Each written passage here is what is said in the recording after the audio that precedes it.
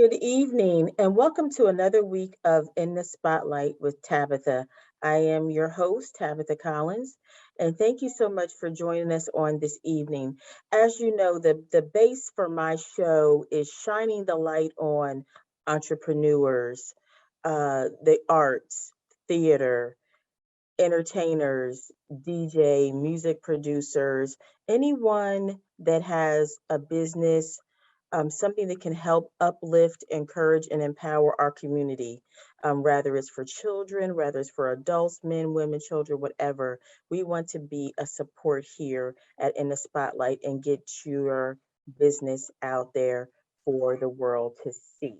This evening, I am so fortunate to have Mr. Scott Pachetti here with us this evening, who is the CEO of Planet Improv.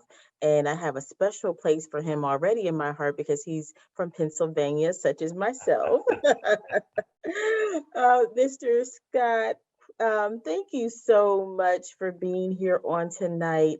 And I really appreciate the time that you're giving us this evening. Thank you again so much for being a part of Quite in this welcome. group. So now, just tell us a little bit about uh, Planet Improv and how that was birthed. Where did the name come from? I noticed that you've been around since 2006, and now we're in 2021. So if you want to just kind of fill in the gap, your mission statement, what you all do, so we can educate and enlighten our audience. Thank you. Certainly. In a nutshell, what we do is we use applied improvisation. And what that means is if you've ever seen an improv show like Whose Line Is It Anyway, or the various shows like that, there are certain things that improvisational artists and performers do that theoretically will make them successful. But what most people don't understand is those things that can make them successful can make other people successful in other parts in their businesses, in their personal lives. And where we primarily aim the spotlight, no pun intended with the name of your show, is we most recently have been doing it with students of all ages and all grade levels.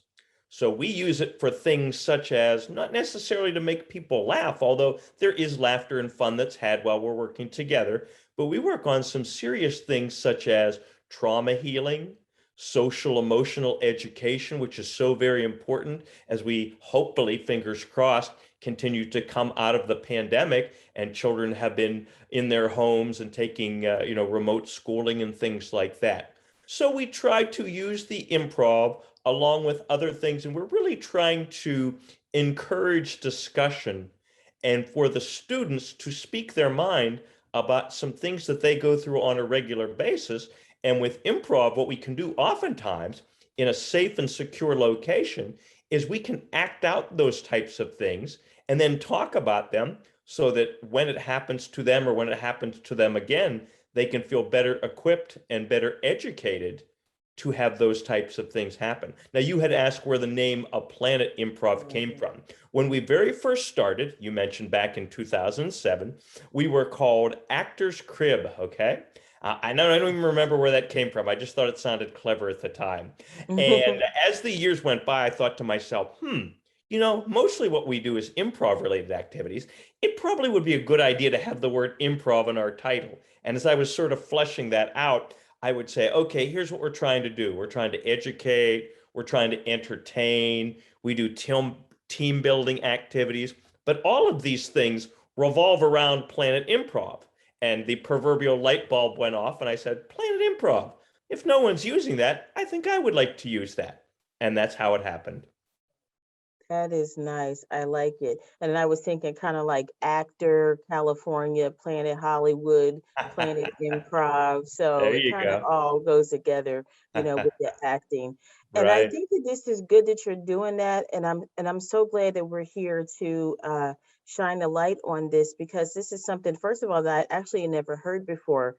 My daughter does a lot of acting, and this is something that I would have never thought of, but it's good, especially right now, like you said, coming off of the heels of a 2 year, almost it feels like, will it be 3 year pandemic, Right. and with the kids being, socially distanced and not in the classroom, and you know that they're concerned. I know I have teenagers; they're always concerned about friends and friendship, and then with just the rate of suicide right now in the community, that is something that as a parent, it frightens us all, and I think that there definitely needs to be more social awareness about that.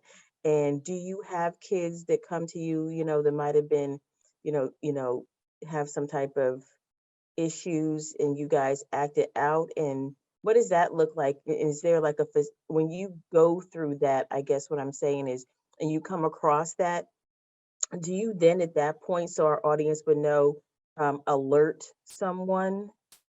Yeah, usually the classrooms that we are in, we're usually accompanied by at least one teacher. So someone who normally has that classroom period, and whether we're there for just an hour, whether we're there for a day, whether we're there for an extended length of time. And often what happens is, to the best of my ability, I try to be honest and open with the students, try to gain their trust. And it's amazing the conversations that arise. This year in particular, we've really embedded ourselves in a local Charlotte area middle school, and we're working with seventh graders specifically. And we bring up some rather weighty topics, and I'm always surprised, how seriously they take those topics, and how they can have very good discussions. I mean, sometimes I think we think the all-knowing adults with all of our experience that we have, we think, oh, they're silly children, they're adolescents, they really don't put a lot of thought into these things. But I'm always surprised at the weightiness that a lot of them are thinking. And oftentimes, the ones who are a little more verbal will share their thoughts, and that'll encourage some of the other students, maybe who are a little bit quieter, to say, oh, let me piggyback off of that thought. I have a friend who, I have a relative who, I thought Mhm. this way, something like this happened. And it's really a wonderful organic discussion that happens. And I'm hopeful that, it's of usefulness to them, because I think oftentimes, and I'm sure you can agree with this with children, and even as adults, we oftentimes think that the thing we're experiencing, we're the only one who has ever felt that way or it has ever happened to. So even though it still may be painful, we can feel a little bit of comfort to say, "Oh, I'm not the only one this has ever happened to." And then maybe someone can give us a solution or something, maybe to help us in one of our dilemmas, and hopefully, that can be of usefulness to the students in the classroom. And I think that that's so important because, just with, the way, in the climate of the world right now, it is so important for people to understand that they are absolutely not alone, and that there is help out there, and there's somewhere that they can go. And it seems like to me, this would be a great program for students that are shy, maybe, or a little bit shyer, a little bit more socially awkward, to act out their emotions and their feelings, and Definitely. And, and and what develop I their find, personality. Is that and I what that apologize is? for interrupting you. No, no, What no. what what I find oftentimes is, because, like you said, there will be students who, maybe aren't as comfortable standing in front of a classroom and doing Mhm. whatever. But my goal is, we want to learn, we always want to learn, but let's have as much fun as we can to almost make it where, even if you are the shy, quiet when, you say, well, I'm not going to let them have all the fun. I want to have some fun too. I want to be involved in this too. Or, like I said, they bring up something that maybe they were thinking, and they just want to join in on the conversation and the activity. So yeah, it's contagious. It's contagious in a wonderful way, when there's smiles, when there's laughter, when there's good conversation and things like that. So, from what I'm understanding, so the school system is aware of your program. Are you partnering with schools?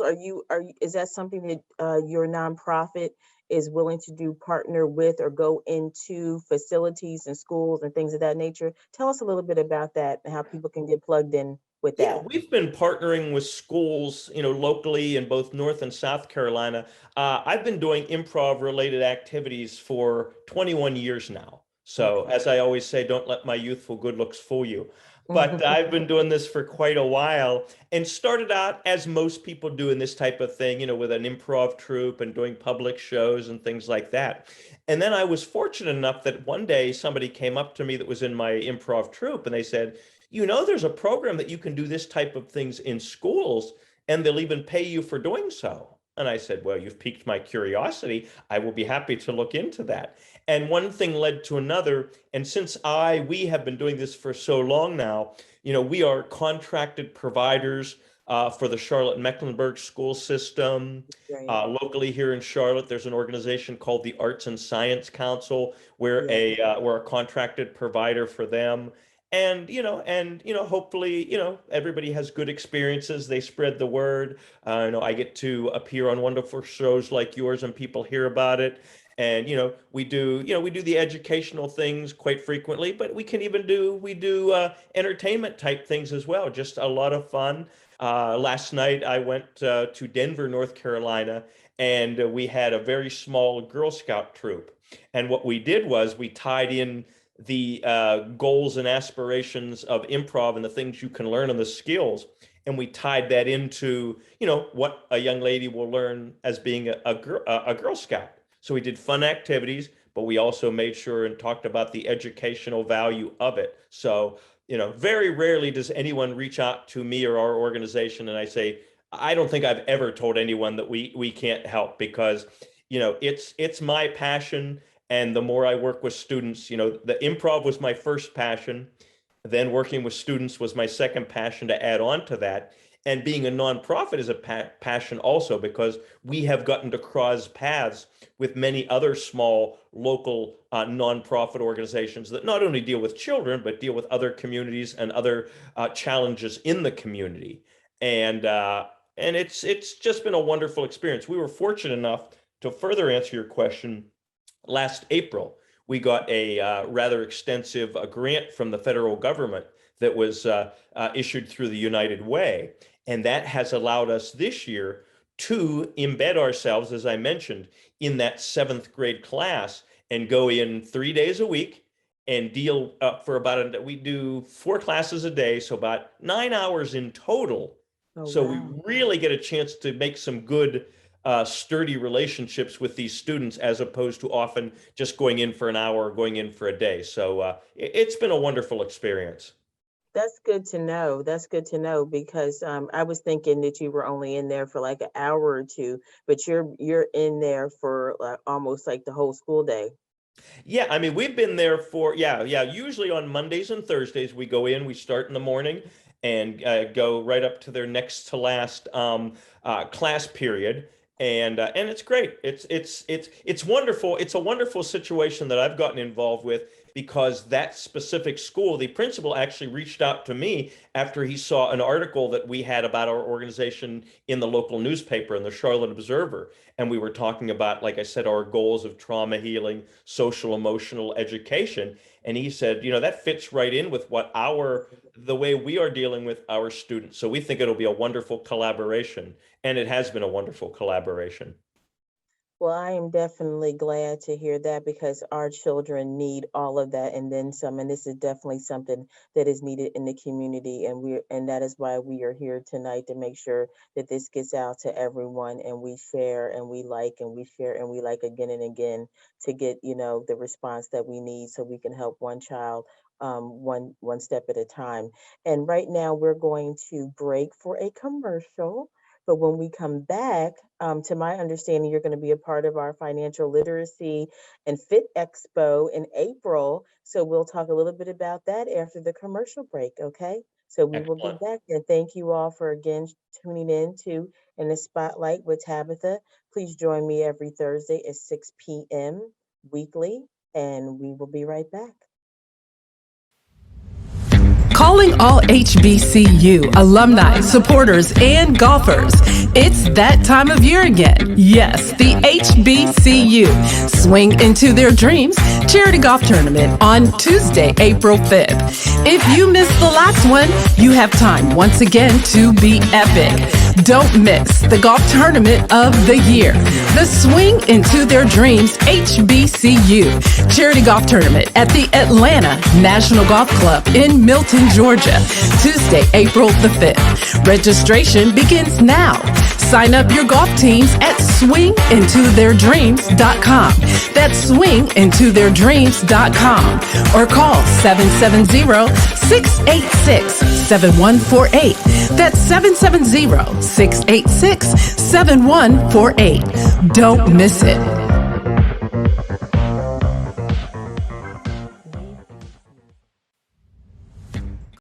Thank you, and welcome back to In the Spotlight with Tabitha. I am Tabitha Collins, and this evening we are continuing with our guest, and he is the CEO of Planet Improv, and we welcome him back to the show this evening.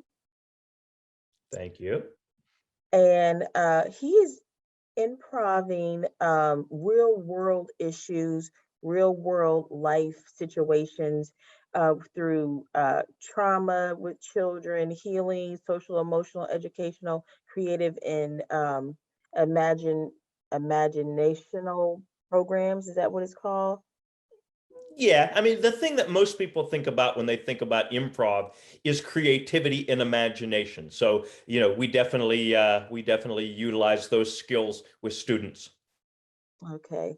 And so we just want to make sure that everyone is aware of the services that he provides with his nonprofit. And we want to make sure that we share and then like this show and get this out into the community and beyond. And if you are interested in partnering with him, could you please give everyone your information so they can get a hold of you? Sure. Every social media handle you have, we want to put out there.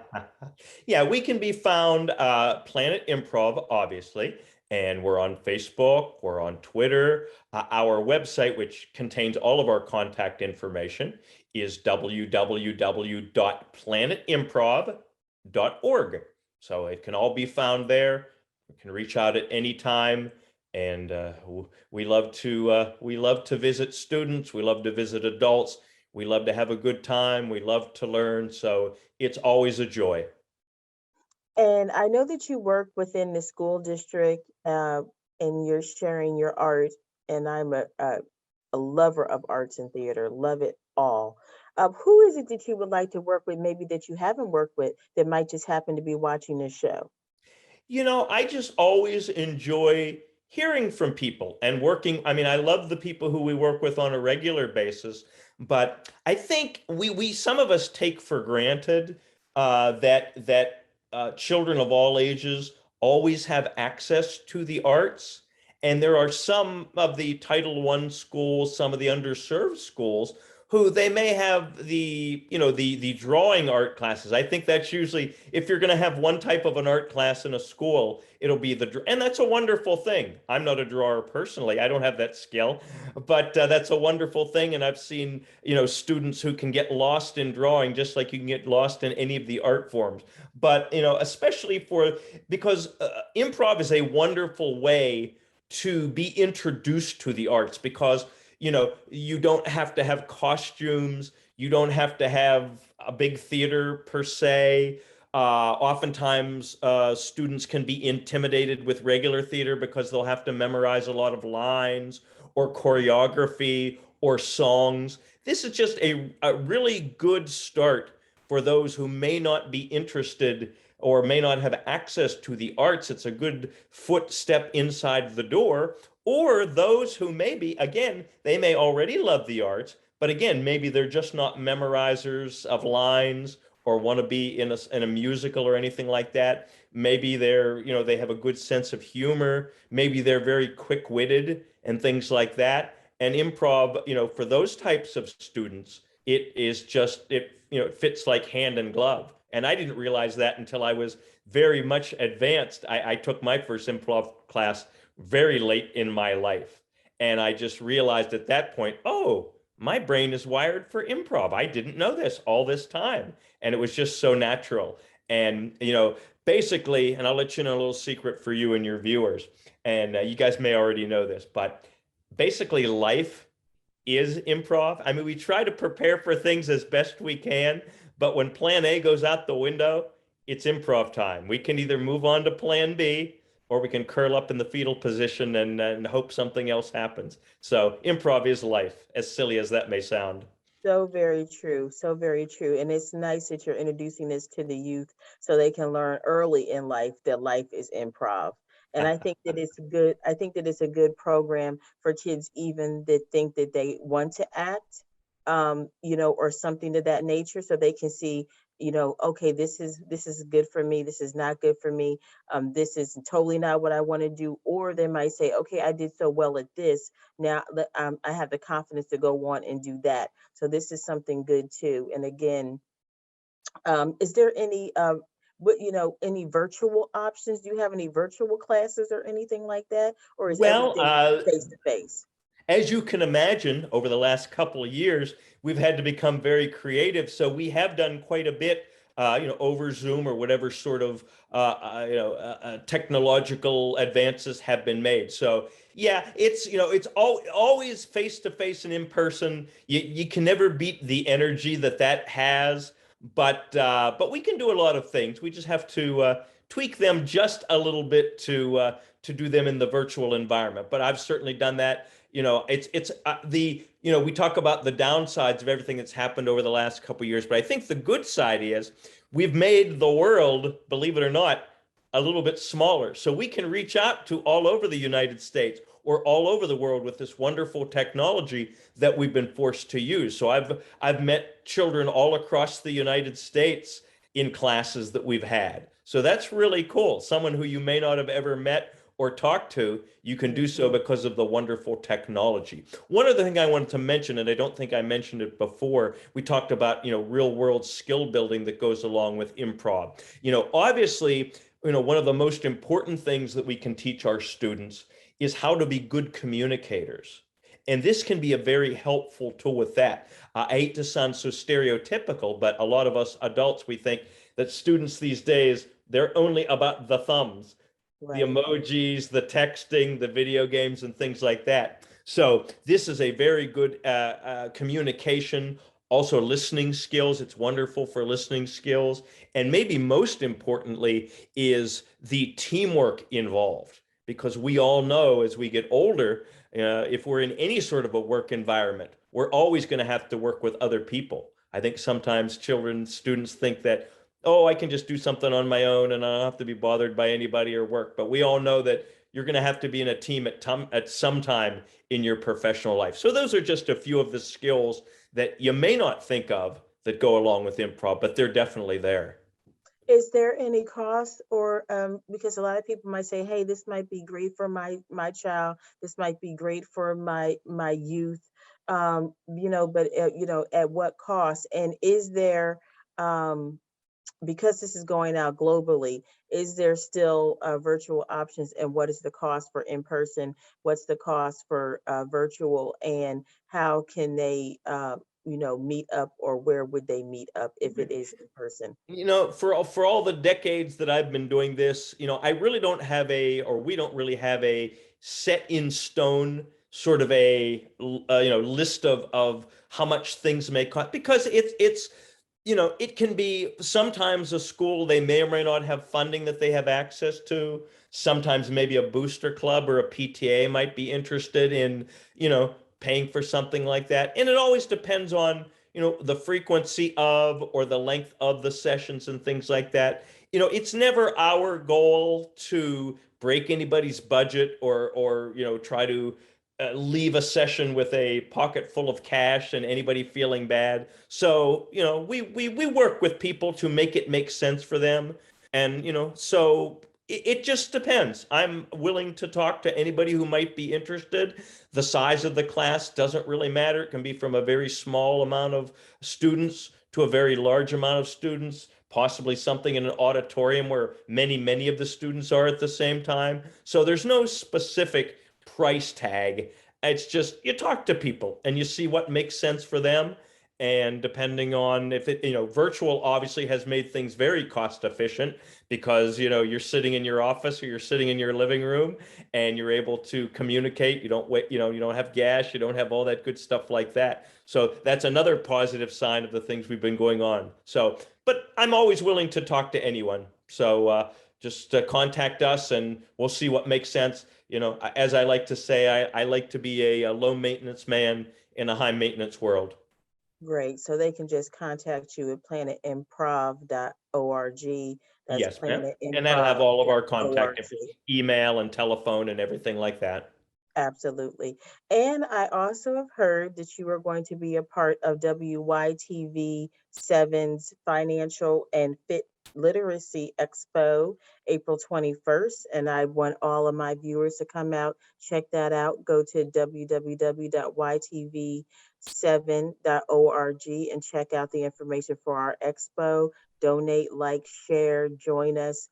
That is April 21st here in Charlotte, North Carolina. So what are you gonna put up there? You're gonna put a booth up? What are we doing really quick within like 2 minutes? Yeah.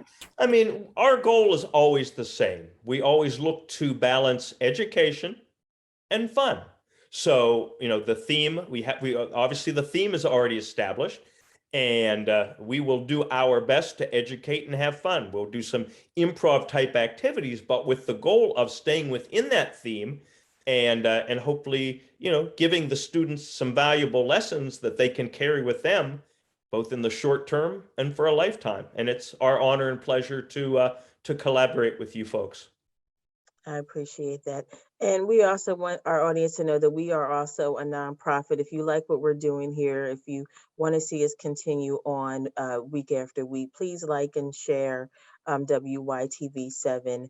And our theme this year is I'm Trying.